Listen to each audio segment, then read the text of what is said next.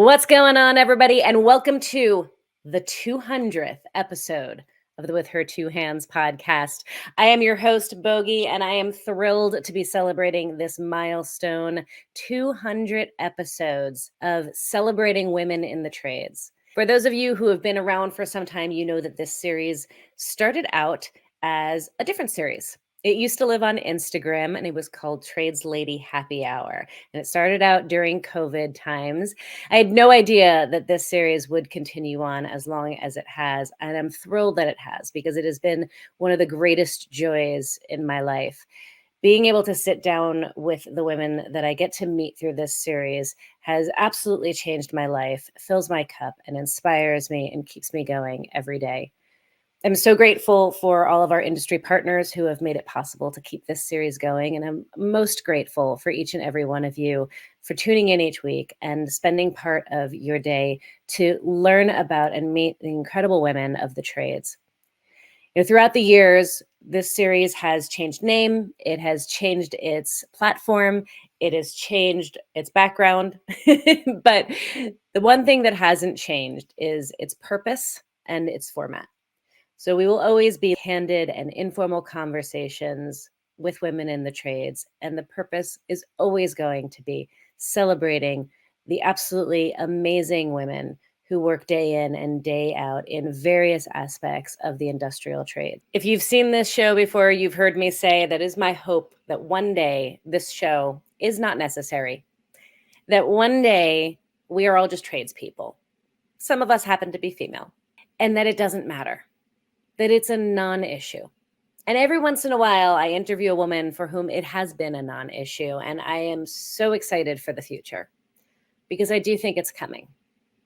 Change never happens as fast as we want it to, but it is happening. And I hope one day that this series is looked at as, like, why would that be necessary? But for right now, it is, because women still make up less than 10% across all of the trades, and in some trades as low as 1 or 2%. But I truly believe that if she can see it, she can be it.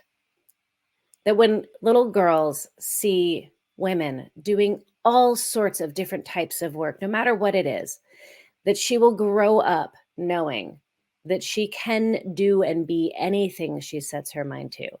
I also believe that it's important for him to see it too, to hear their stories, to celebrate along with them, to hear their challenges, to hear how they overcame those challenges and celebrate their wins with them, because it will normalize seeing women in the trades. When I meet older men and tell them that I'm a mechanic, they are generally always shocked. When I tell younger men, and definitely little boys, that I'm a mechanic, their reaction is, cool, like it's a non-issue. The more little boys and men see women working in a variety of roles, the less weird it is when they encounter a woman in the workforce. The less weird it is when a woman shows up at their door as their contractor or their plumber or their electrician. The less weird it is when their little girl says, Daddy, I want to work on cars, or I want to fix planes, right? It makes men better fathers, better brothers, better friends, better guidance counselors, better teachers, mentors, better coworkers. So I thank every one of you for being a part of this incredible series, for being part of what keeps it going week after week, for coming back and watching these episodes, for sharing these episodes with the people who need to hear them.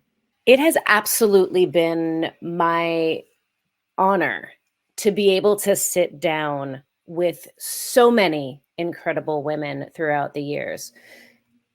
I've had the privilege of sitting down with women who are auto mechanics, helicopter mechanics, airplane mechanics, construction workers, plumbers, electricians, contractors, mechanical engineers, electrical engineers, fabricators, welders, restoration technicians, you name it.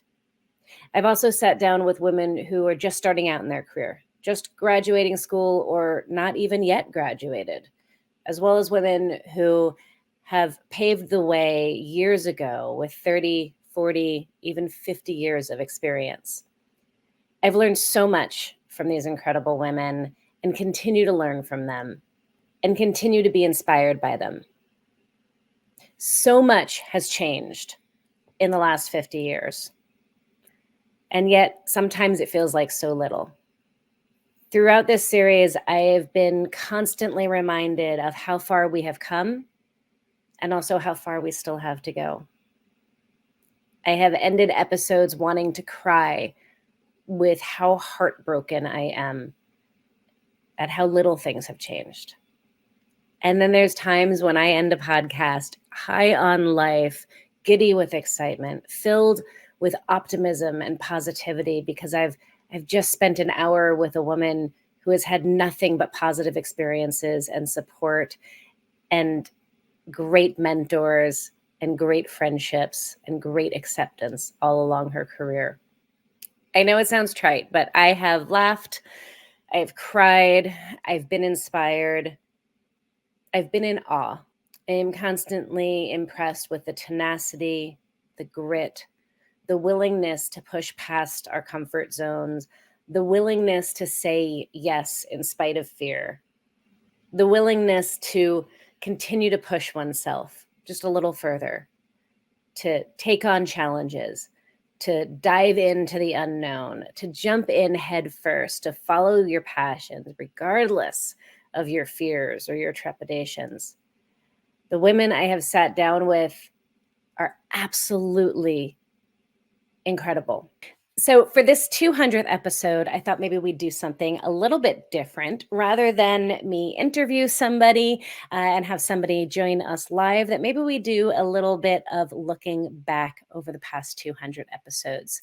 A couple of my favorite clips throughout the years. There are so many to choose from, and there was no way to narrow it down. So if you are not included in this collection, ladies, my apologies. Every single one of you has made an impact on my life. But there's 200 episodes, guys, that you can go back and listen to and watch and meet these incredible ladies and hear their stories and celebrate and cheer them on and learn from their struggles and their challenges and be inspired by their courageousness and their wins and enjoy this little collection of snippets.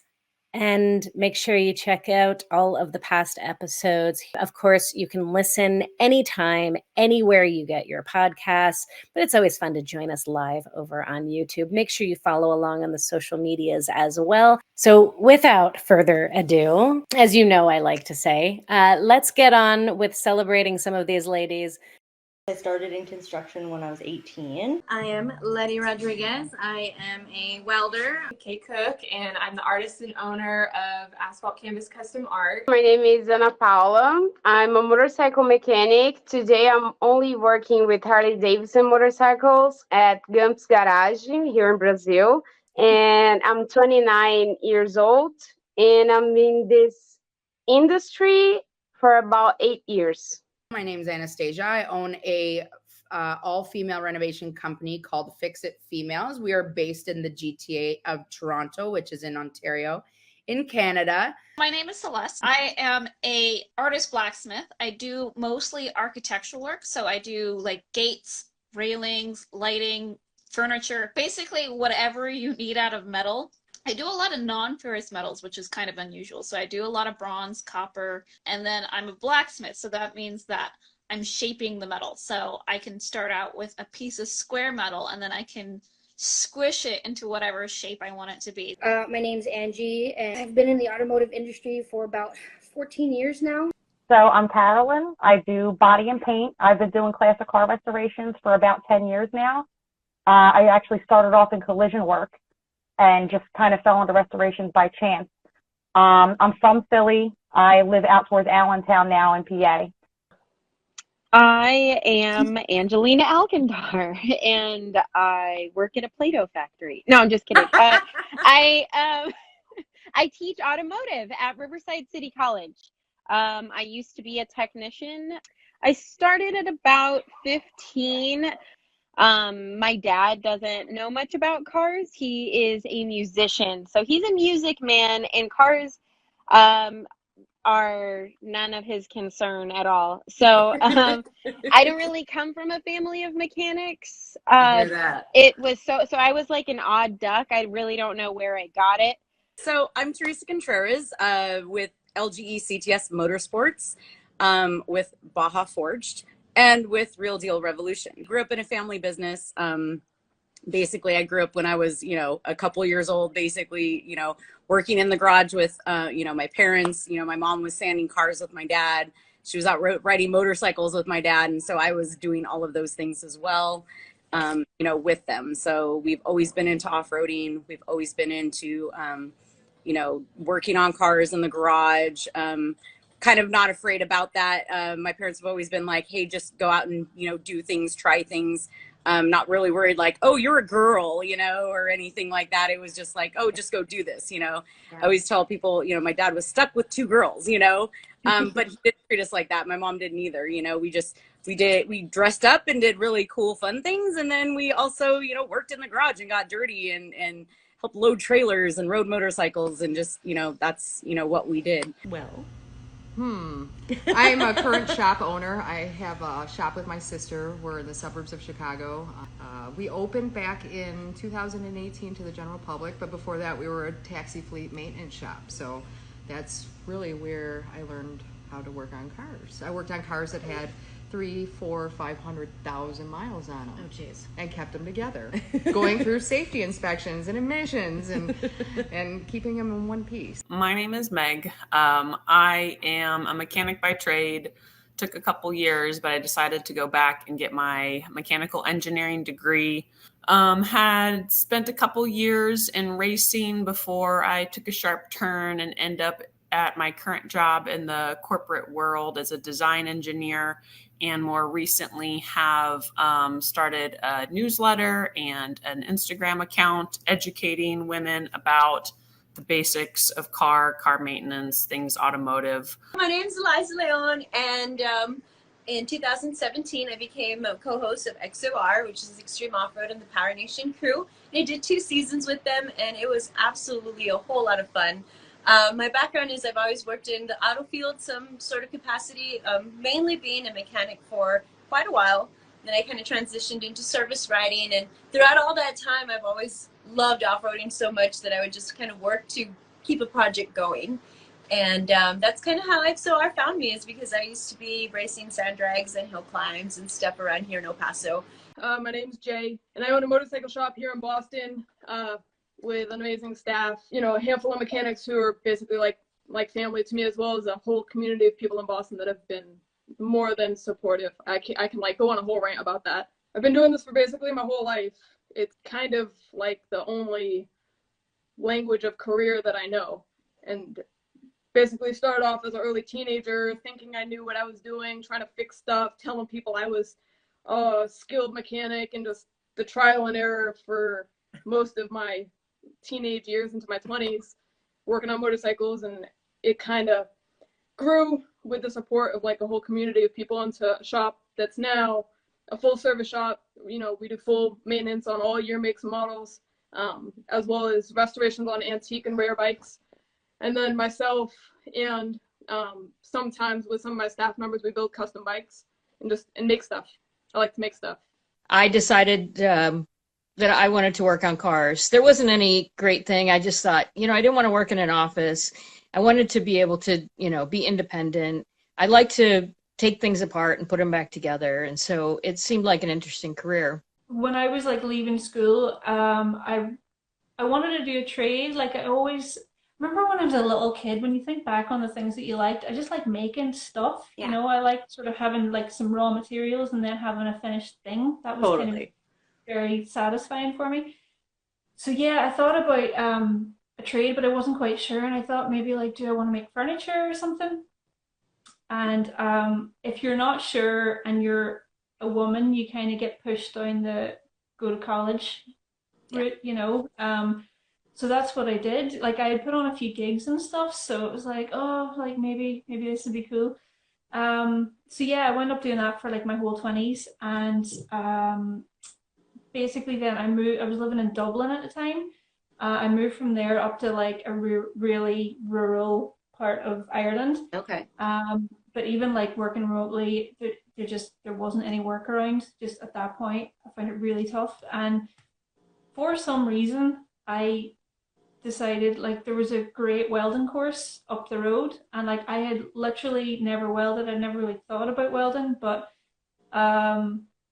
somehow I just asked them about enrollment, and I went in and I just loved it. The rest is history. That's awesome. I was a senior in high school, and I played basketball. So that was from all the way up from 8 to 18. I was a baller, and I received a full scholarship to play basketball at a college. Though I was in high school, UTI came and did a presentation, blew my mind, and I was like, man, that's what I want to do right there. You know, I was headstrong on that. My mom was like, look, you work this hard. Let's try this. Just try this scholarship thing out. I did that, and I lasted about 6 to 7 months. You know, I started partying a little too much. You know, got caught up in the other lifestyle. So I came back home, and from like my years from 18 to 22, 23, I was going down kind of a slippery slope, you know, a dark path or whatever. But then, man, I found the light. You know, I found God then, you know, and I had turned my life around. And then I remembered that presentation from UTI. I was like, look, that's what I want to go back to.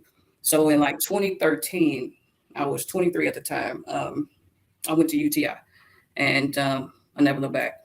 Back in 2010, I was addicted to drugs, and I committed some crimes, and I was sentenced to 5 years in prison. And when I got to prison, you have to work a prison job, and they have an industry program where they weld and fabricate. So I was like, why not do that? It was also the highest paying job in prison at a whopping 38 cents per hour. So I started the industry program. I got out. I was going to finish my associates, but then I was like, what am I going to do with a liberal arts degree? Like, I need a job, you know, that pays. So, and I went to the open house for the welder fitter program, and I met the instructor. I did that. It was a 6 months program. It was every single day for I think 8 or 9 hours. The last month was an internship where I work now. And that's how I got started. And I'm also celebrating 11 years opiate free in December. Yay! Like, when did you decide I want to be a monster truck driver? Yeah, you know, I always loved big trucks and I loved racing.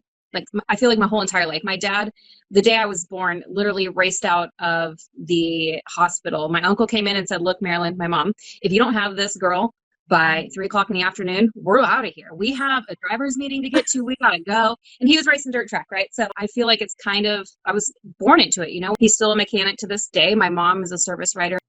It's there. And I never really took too much interest in cars until I went to a Monster Jam event, and I was totally hooked. It was just the energy of a show, the adrenaline, the smell, the sound, like everything totally like captivated me. And I almost didn't even go to that event in Minneapolis that year because I was, you know, 15, 16 years old. I was like, let me see what everyone else is doing tonight and see what's going on in town. And I was like, oh, nothing. All right. Yeah, sure. You guys have the extra ticket. I'll come hang out. I like monster trucks. All right. And then I walked out of the Minneapolis Metrodome. I was like, that's what I'm going to do someday. Like, that is exactly what I want to do. So I was watching Medusa, and she got out and she flicked her hair out of her helmet. And I thought it was the coolest thing ever. So I was like, yes, that's what I want to be someday. And ever since then, it just stuck.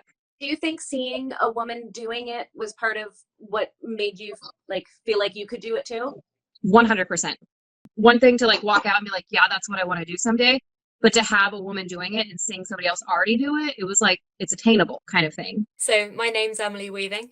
I'm from Shropshire, which is a nice rural part of the UK. And I am currently working as a mechanical engineer in the defence industry. I'm developing the next generation of military vehicles. And so my background, I was brought up in a motorsport family. Well, a family full of, I think you guys say gearheads. So we would call us petrol heads, yeah. So my granddad used to race in the motorcycle Grand Prix in like the 40s and 50s. And both my parents both of them rode motorcycles as I grew up. So I was kind of brought up in that environment.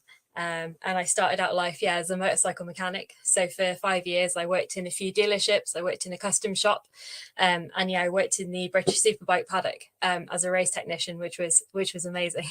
I bet. And then so I had a bit of a career change when I was 24. And I joined JCB on their degree apprenticeship scheme.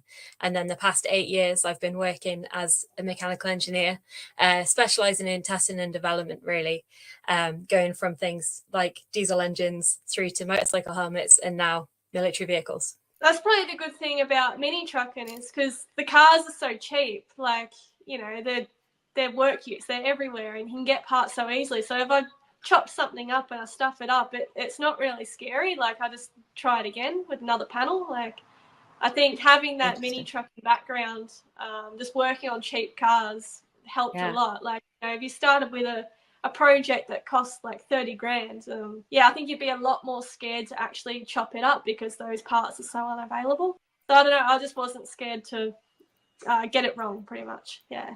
That's really cool. That's a really good perspective and a really cool point. So when I was young, I was obsessed with race cars. When I was like 12 years old, my mom took me to my first race at Road America in Wisconsin. And I just became obsessed with all things race car. Into my teens and all through high school, I just wanted to learn more and more about the cars, what made them go fast, and ended up going to school for mechanical engineering. I didn't really have a technical background besides that. I knew that there was this thing that was really cool and interesting to me. Went through school, got my mechanical engineering degree, and thought that I wanted to work in racing. And I actually had an opportunity to volunteer with some professional race teams after graduation. And I learned so much, but realized that trackside engineering was not necessarily what I thought it was. Okay. And specifically, I found out that I loved engines, internal combustion engines. So I started to kind of tailor my career that way. So basically, ever since I've been out of school, I've had some type of job in internal combustion engine development, first as a test engineer, then a design engineer, and now as a calibration engineer. I got to break things and understand why they broke, and then I got to redesign them. I wanted to get more into the performance development side of things. So that's how eventually I moved into calibration. I actually came through the power sports world. So my first job out of high school was working in a motorcycle shop. And little did I know, I didn't even know this for like 5 or 6 years later, I was the first girl they had ever hired. Oh, wow. So I had to go through the exact same process, vetting process that the boys had to go through. So my very first like 2 days were changing dirt bike tires in the back of the shop. Nice. And it was so funny to me because I came home just like covered in tire sap, whatever you want to call it, because I was not the cleanest at doing it. My dad had taught me how to do it, and I had been doing it in the front yard on a bucket.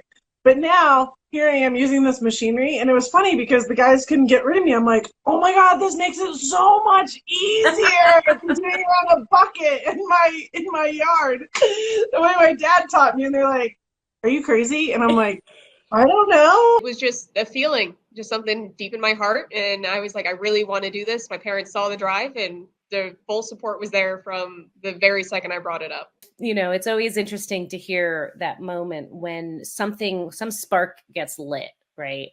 And then everything from there on out is totally different. And what that spark was or why it resonated so deeply, like, is always so fascinating to me. But why?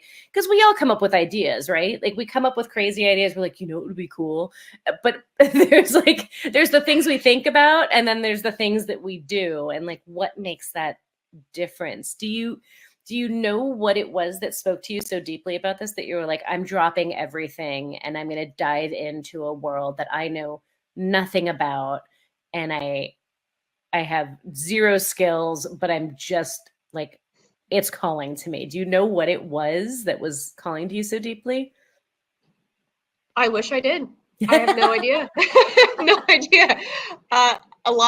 So those friends that I had in high school, they would work on their own cars, and I would just sit there and watch and be like, wow, it's so amazing that there's so many components, and you can just look at it and be like, I know what this is and I know what this does. And this has this effect on something else. And it's like, wow, that's really cool. And it went from me just kind of being like, oh yeah, I know what that is, to now it's like, oh, XYZ on top of whatever it is, having an in-depth conversation. And it changed a lot, and the people in the industry are amazing. So I wouldn't change anything for the world. Another thing I think that's harder for women in male-dominated trades is we feel like we're almost set to a higher standard too, right? I experienced that in MMA a lot. It seemed like the bar was always moving for me while the men's bar stayed in the same place. So I had to do more, I had to train harder. And I feel like it's kind of the same thing. We're applying that pressure to ourselves in these industries because it's like a proving yourself type of thing, because you want to prove that you do belong here and you do know enough about what you're doing to call yourself a technician. You know? And so I think that's another thing that we deal with as well and put pressure on ourselves too. Oh, 100%. And sometimes I wonder how much of it is in my head versus actually happening. That pressure to feel like I have to be 10 times as good to get half of the respect. How has that been for you in the RV side? How have the men that you've encountered and the people in the industry accepted you? It's quite variable. So overall, well, for instance, if you go to apply to the service department of a dealership as a woman, they're going to move you over to the service side first. Excuse me, to the sales side first. So there is a lot of resistance. So there's that, but then you come across people who are super open-minded and who love that you're working in the industry and who want to teach you everything that they can and share their wisdom with you. So unfortunately, they aren't as common as the more closed-minded folks, but they do exist and they're out there, and it's always a pleasure to meet them. But overall, people are always surprised when I tell them I'm an RV technician. And it's almost like they don't even quite believe me. And I have had customers turn me away because I'm a woman and they didn't want a woman working on their RV. And they've said that point blank. Point blank. And you know, that's okay for me. Then I have time to go serve someone else who appreciates me. That's a good mindset You know? to be in. So it's just one of those things. And I feel like having worked on construction crews as the only female, you know, they always give you the worst job to perform, that the busybody stuff they don't want to do, detailed kind of work. So I'm used to that, and used to becoming kind of the top crewman anyway because of the quality of my work.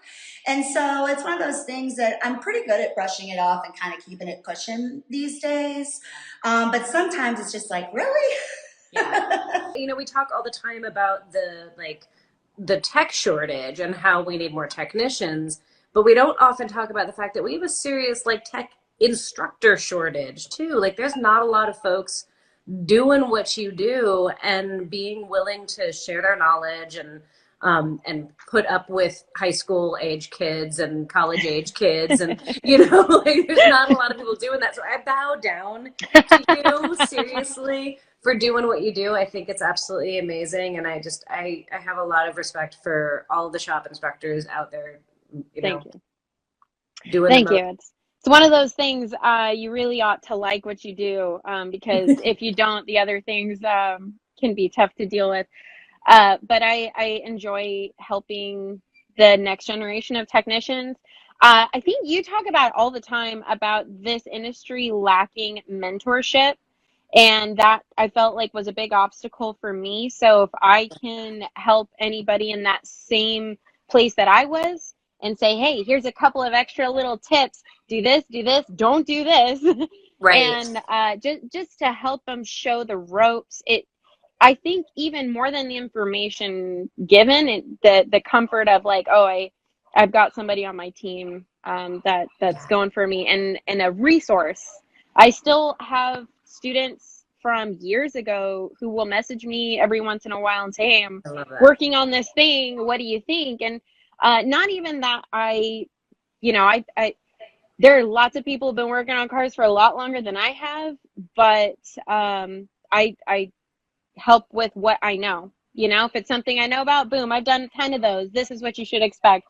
Or I've never done that before, but this is what I would do. But try this, and this. Yeah. Yeah, just to throw out a life preserver of some sort, because I've been there, you know, like I've been in the shop where I'm like just Googling everything because I don't want to necessarily show like, oh man, I've never done this job before, which by the way, all you young technicians out there are getting in there, like that's it. Most of your jobs coming in for the first few years and be like, oh shit, I've never done this before. Totally. And you just got to figure it out. But that's You half the fun. do. You got to be willing to ask questions and The wild side of that is I was respected more by the people there in that establishment than I have been in the trades. Oh wow. Okay, you That's need to say nuts. that. You need to say that again for the folks in the back. Yeah. I was respected more in a gentleman's club than I was in the trades. And Talk to me about they that. had to. Well, we had security guards and they made sure we were safe. You couldn't get away with touching someone there. You were booted out. You were dragged out. I could launch my stiletto at you and I didn't get in trouble for it.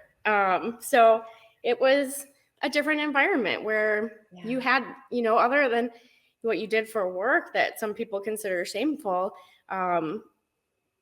you were respected by that establishment, where I was not safe at work most of the time. I was sexually assaulted at work, and that's why I left the union. So there was no one there looking out for me. I would have loved to have been able to tip out a security guard to come with me at work, honestly. Right. So that's the interesting part. Thank you, first of all. I love the chance to make this normal, you know. 8 years ago, my best friend Crystal, who was a brilliant carpenter, a brilliant person, and a very quiet person, suicided. And I didn't know what depression was until that experience, that day, and the years after. And that kind of took depression and mental illness and it rubbed it in my face in the worst way possible. It threw my mental health out the window. Oh, I'm sure. I didn't know who to talk to about it. Nobody taught me how to talk about it. Nobody taught me that this could ever even be a thing. And it wasn't until, you know, I had a long stint afterwards of drinking, doing anything to not feel it, that I had a friend reach out to me and basically kind of shake me and say, like, that's enough. That's enough now. You're not doing good. You don't look good. She wouldn't want this. Go see somebody. So I went to therapy. And it was everything in me to not go to therapy. I desperately did not want to do it. I made excuses. I would go to one and I would never see them again. And then I would go to another. And it wasn't until I found the right therapist that it really took what I was feeling that I didn't know how to put words to it. And she said, put words to it and take the words and tell people and make this your route of how to navigate mental health in the trades, because I just kept watching my friends die. Yeah. And nobody was telling me about it, you know? That's the thing, is we're not talking about it. Yeah. And it's your people who are smiling and laughing with you the day before. 100%. I want to thank you so much for being willing to share that story, and I'm so grateful for your friend that was willing to take you and shake you, and the perseverance to keep going to different therapists, because I think you're absolutely right. Like, that is a thing that happens where, like, okay, that wasn't the right therapist for me. See, this sucks. And I think particularly with tradespeople who are brought up to be resistant to this idea of accepting help, you know, if that first person isn't right for them, they're like, see, this is BS, right? 100%, you nailed it. I was that way. It's this idea of finally giving in to vulnerability and then feeling so stupid for allowing yourself to be vulnerable. And that's part of it. That's part of the beating ourselves up. This cycle of abuse that occurs with people in the trades who can't talk, who don't find a safe friend to speak about, when we're all desperate for a safe buddy to talk to, 100%. Yeah, a woman I had on a couple of months ago, she said her line was great. She said, hurt people, and that is our industry. Like, the trades is so full of, I don't think it's our world in general, but I think the trades particularly is so full of people who are hurt, who don't have words for that hurt, who then, well, I'm hurting, so you're gonna hurt, and it was beaten into me, so I'm gonna beat it into you, and it just keeps on generationally passing that torch. And would I blame it on me being a Black female? Maybe a little bit, but I just think a lot of people are just unhappy. I think the world just need a little bit more self-love, and then I think it will be a little bit better. But I can't just blame everything on racism. But a lot of people just is miserable as shit. Like, that's just really it. Absolutely. I feel like we'd have less of the isms if there was more self-love too, because so many of the isms, sexism, racism, homophobia, which isn't an ism, but it's an ism, you know what I mean? Right. Like, all of that, right? Like, all of that stuff stems out of like fear. Mm-hmm. I think, and when you have more self-love, you don't have the need to put others down regardless of who they are or what they look like. Right. You wouldn't waste the time or the energy. You just would look at people as humans. That's how I look at it. I look at people as humans. I'm a human being. I wear these hats and these titles because this is just what I was born in. But I don't go into situations looking for anything to divide me up until they divide me up. You know what I mean? And then here we go with, now you got to sit back and kind of realize, like, is this an unsafe place? You know what I mean? Because people that are, not happy, they do unhappy shit. But it definitely wasn't easy at all, like, to be working there. Like, just, I have people watching you all the time because it's just like, they're then all, or they want you to mess up. That's an interesting point that you just made, and I don't want to gloss over that. Just saying, like, absolutely. Sometimes it's that they're in awe, and sometimes it's that they're judging and they expect you to fail. Yeah. But whether it's for good or for bad, knowing that everybody is always watching you, like that in and of itself, even if they're supportive people, like, right? Even if it's somebody who's like, oh my God, that's so amazing, I'm so supportive of this, they're still watching you. And that's still till this day. It never fails. And the hardest part about working in the shop, especially for somebody that wants to progress, which was me, I wanted to be a master tech. So I had to fight to get the jobs in order for me to succeed. Like, they just wanted me to be a loop tech. And I'm like, that's not what I'm here for. I can do tires, brakes, oil changes all day. And that's all they were giving me. Yes, I would make hours, but I'm working twice as hard. I'm staying so much later because, somebody wants to go get a haircut, so now I got to pick up their slack. No, that's not. No, what are we doing? Yeah. So I had to fight to get, like I was saying before, I had to fight to get the bigger jobs. Yeah. To get the diagnostic work, to get the work that was going to help me become an A tech, to become a B tech. I almost took legal action when I went in to get reviewed for APAY, because I was already doing APAY work. So I had to go. I went, I think, at least 3 times to get APAY, and I almost took legal action because I'm like, this is ridiculous. Like, why am I fighting to get APAY 3 times? I dealt with unpleasant environments in other industries as well. So it's not like it's just construction. Sure. And the self-confidence, the intelligence, the creativity, the innovation, the teamwork, the collaboration that can come, in my experience, only truly with the skilled trades, when you have humans building together, creating together, to physically see the growth every day the camaraderie, that outweighs the negative aspect. And also it's changing. Look, yeah, people are smarter. I know it might not seem that way all the time. I get it. change But, is slow sometimes. but there's a lot of, like, the young guys, they didn't look at me as a female in the trades. They looked at me like a coworker.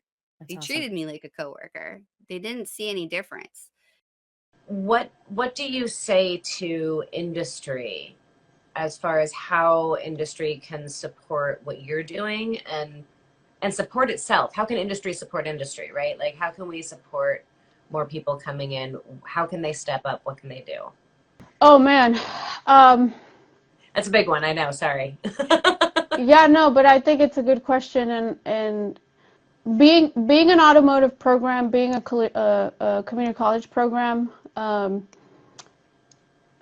what it looks like to industry is that we need stuff, right? We need money, we need equipment, we need consumables.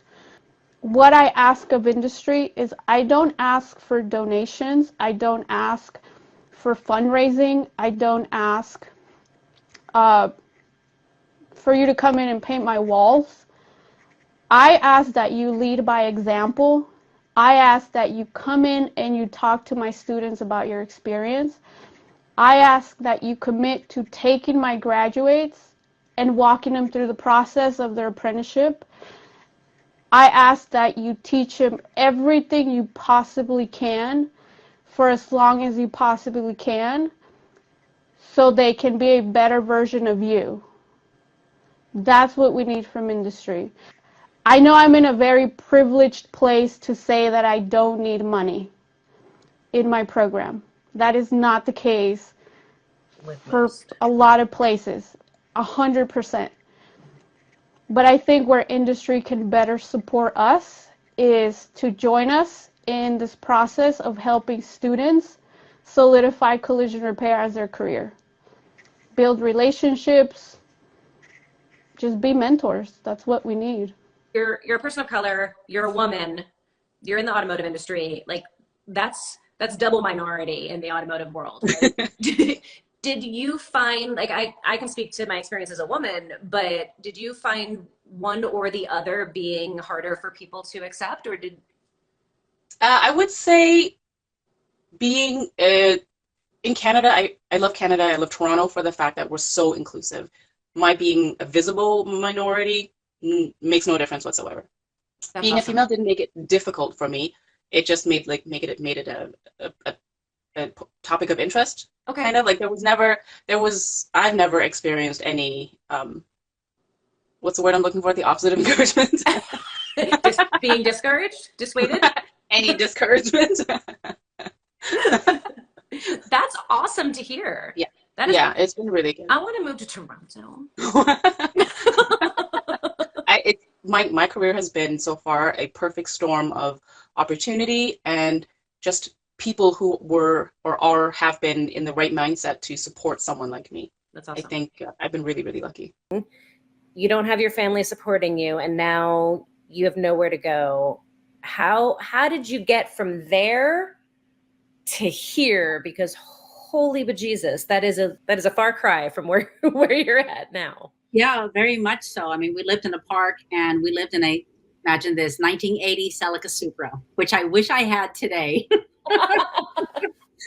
Oh my God, fun times. But I laid the chairs back in the back, and that's where the kids slept. I had a 4-month-old and a 2-year-old, and that's how we did it.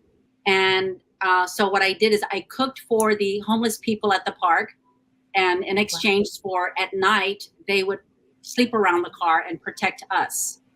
In the morning, I'd get up, I'd go to the gym, I'd work out, I'd shower myself and the kids. I'd go to school. I was going for business management. And then 3 nights a week, I was bartending.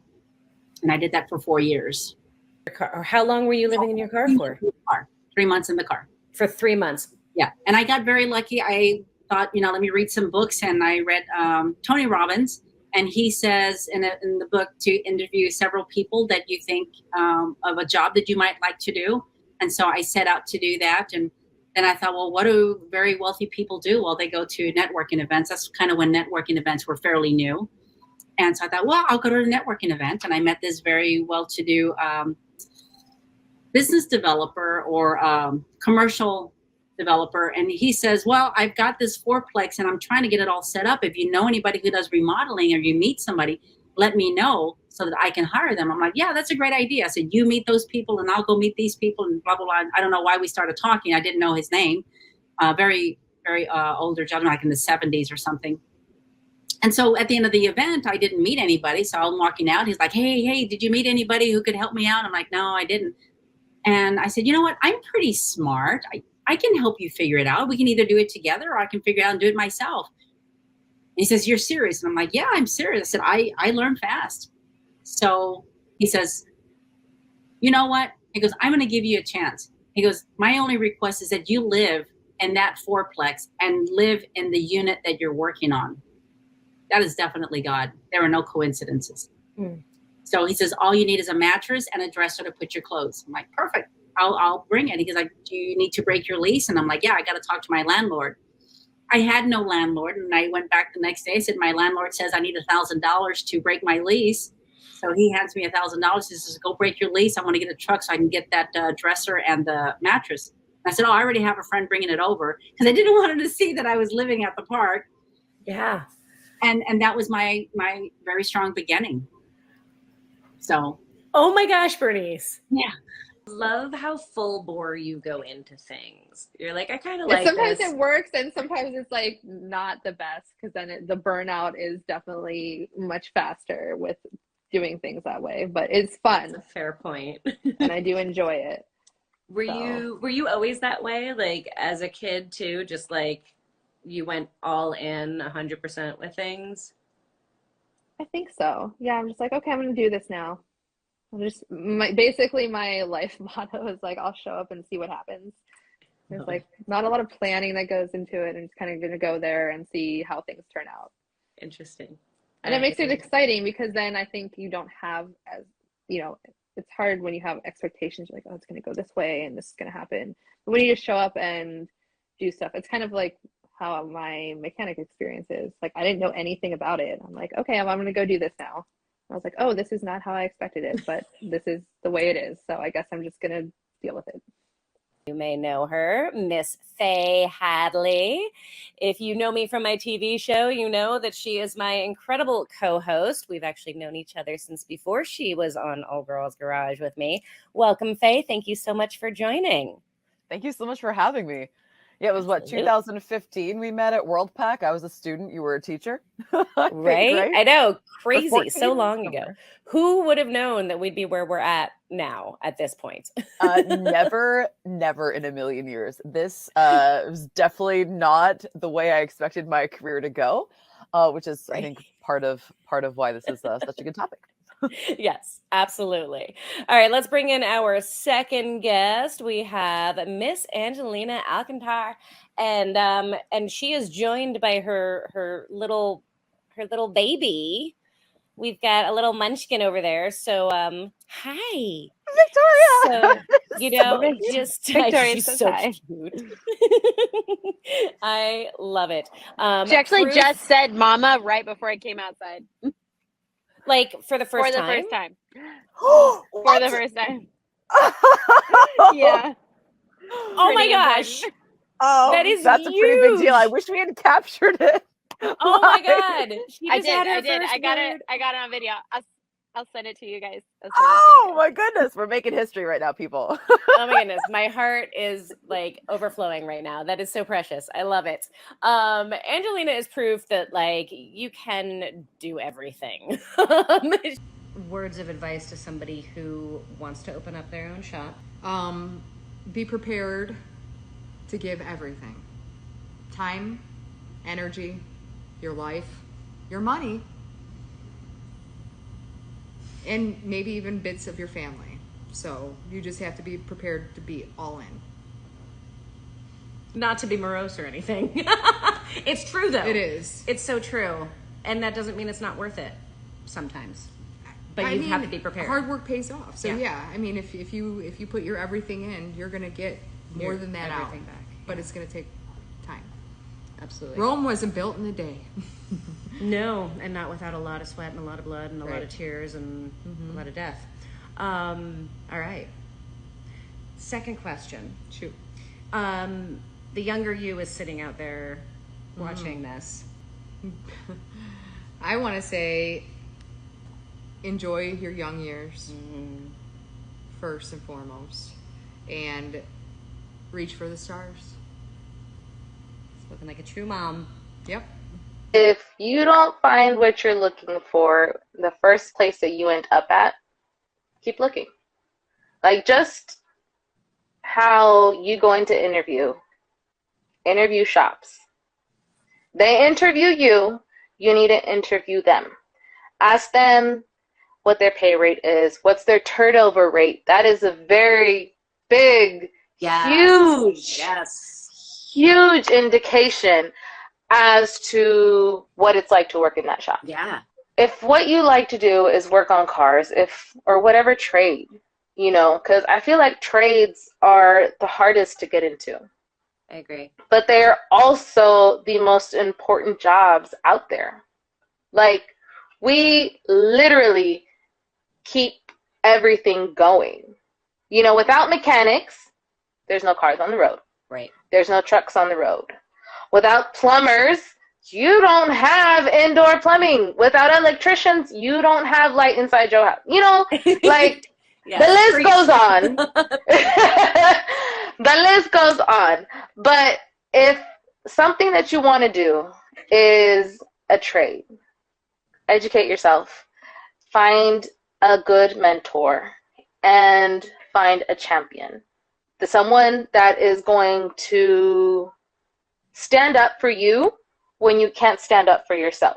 If I could give advice to anybody who's kind of on the fence about moving forward in your auto career, or just feeling like it's not for you because you had a real bad week and you messed up a lot, man, when you get that feeling of you messed up so bad or you're scared to do it, that's the time to step up and just go out there, because you're going to fail a lot in your life. But if you're chasing something that you love, even if the time comes when you fail a little bit, you can't be mad at anybody else for making your decisions. It's all in your control. You have the control in your life to push it where you want to do it. Like, manifestation is real, and it's not just you thinking about it all day, but it's waking up every day with a goal to be better, to keep learning, to keep pushing forward, no matter how hard it gets, especially when it gets hard, because that's when you learn the most.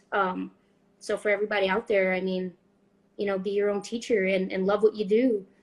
And if you don't love what you do, find out what it is that you love and do it, even if it's not in the automotive world. Just find something that you love and just do it, like really do it. Just keep going. Just keep going. Trust in yourself. You're going to make the right decisions, and you're going to continue on your path, even if it feels like it's too dark. That tunnel will open up at the end of it eventually. Never stop. Never give up. Never let other people control your future. Just do exactly what you want to do, and when the way you're doing it stops working, adapt. Find another way, and just never stop pushing yourself, because it is always going to be worth it. I was a child of Blue's Clues, like a kids show back in the 90s. And there was, like, every episode, the guy would say, if you use your mind and take a step at a time, you can do anything you want to do. And that has always stuck with me. I'm like, if crackheads can do it, I can do it. I have seen the craziest people doing the craziest things, and I see all these videos. I'm like, how, why should I? I'm like, if someone else can do it, you can do it, no matter what the circumstances. If it's a guy, female, animal, anything, everything is possible. So that's what I always tell myself as motivation. So if I saw like a little Kayla today, I'd be like, don't let anybody tell you different. Go for your dreams, and I give yourself a goal every single day to learn something new, because that's what we do when we're very little kids. You have that motivation to learn one thing every day, but we kind of lose that as adults. So keep that brain expanding. You'll come out with amazing ideas. I would say don't doubt yourself at all. If they can do it, you can do it. Like, there is no difference. I will say a lot of us do that. We're like, well, I'm not that person. I don't have that money, or It's nothing. If you have the curiosity and you have the drive, you can do whatever you want, and don't doubt yourself. It's okay to make mistakes. It's okay to fail. It's okay to be vulnerable as long as you learn from it. You know what I mean? You can nosedive, and I nosedive plenty of times, but like, okay, that was over. I caught myself on fire. Okay, I failed a well test. Okay, whatever. What? Okay, I'm still alive. I'm still here. I learned from it, but yeah, I just wish people were more open and vulnerable and less smoke and mirrors. Work hard, but not too hard. Keep your morals. Stay like who you are. Don't change for anybody. I felt like it was so important to, maybe it would encourage another young girl to be in this industry. And I absolutely love this job. So it's such a great career. And I thought that if I had an opportunity to show a young girl that you can succeed in this industry, then I felt like it was really important. I would tell her that she's enough. I think she didn't know that. She's enough. She's awesome, beautiful, smart, and wait till you see what's coming your way. Because she doesn't know. She's just that girl who, that young girl who doesn't believe in herself, but she doesn't know what's coming her way. So I would tell her, buckle up. A lot of amazing things is coming her way, and I wanted to know that she's enough. And all right, guys. That's all we have time for. I hope you enjoyed this sampling of the With Her Two Hands podcast. If you're new here and you're not already subscribed, make sure you hit the subscribe button. Leave comments down below. Dive into the archives of this series. Check out these incredible women's stories. And of course, make sure you come back every Wednesday for a new live stream episode celebrating women who build, fix, and make the things that make the world go round with her own two hands. And of course, every Monday, I release an archive episode from our past life as Trades Lady Happy Hour on Instagram. So 2 times a week, you get an opportunity to watch With Her Two Hands. Thank you guys so much for being a part of this journey. I cannot believe we've come so far. I'm so thrilled. And I know that it's just going to keep on getting better. There are so many more incredible women yet to meet and yet to celebrate. If you know one of those incredible women, send me a message. Let me know. We'd love to have them on the series. If there's a specific topic that you'd love to hear us cover, make sure you leave that in the comments down below as well. And for now, I'm going to leave you with just some little funnies, some little outtakes, some little poking fun at myself. Until next week, be good to yourselves, be good to one another, be good human beings, and we'll see you later. I know. Can I sidetrack for a hot second? Because you right at the intro, you did without further ado is what you said. And I've been going through, I'm in the process of converting my Instagram live stream thing over to a podcast format. So I've been going through all the old episodes, and I realized that is my tick. Is without further ado. The number of episodes where I'm without further ado, without further ado, without further ado. So I'm putting together an edit of all of my without further ados. And it's really kind of comical. At least I think it is. Nobody else is going to find it funny, but I think it's funny. There's a supercut of just that? Yeah, I'm working on editing that together because I think Do you know you're doing it when you I don't. Well, now I do. Now because I've seen it over and over. I did not know that it was a thing. And then I'm watching these. I'm like, oh my God, I say that. And then I went live the next day. I was like, all right, without further damn it, I just did it. Without further ado. So without further ado. Without further ado. Without further ado. Without further ado. Without further ado. Without further ado. Without further ado. Without further ado. So without further ado. And now, without further ado. Without further ado. Without further ado, I'm going to stop loud. Without further ado. So, without further ado, never have I felt better saying that. Without further ado, let's get rid of me blabbing. Unbeknownst to her, she picked my very favorite. This is the unicorn of whiskey. It's been sitting there. I'm like, what is this thing with the horse on top? So it fits. It's amazingness is what it is. Cheers. And I've never had it before. Oh, it's so good. It's so good. Jamie's not convinced. Like brake clean. It's not like brake clean at all. This is magic in a bottle. And see what a successful auto repair shop looks like and acts like. She doesn't like the blank ends. Yeah. I can take this bottle off of your hand. Reach for the stars. Reach for the stars on her glass. She's Yep. not actually talking about whiskey. She's There's talking about stars on the glass. And we are reaching for the stars right now. Beautiful. Damn. Yeah, it's not growing on her at all. Final words. Anything you want to share? I miss Bogi Latiner. No. That's my. I miss you. Those are my final words. No, it was so nice talking to you. Thank you so much for inviting me. This is a blast. I feel like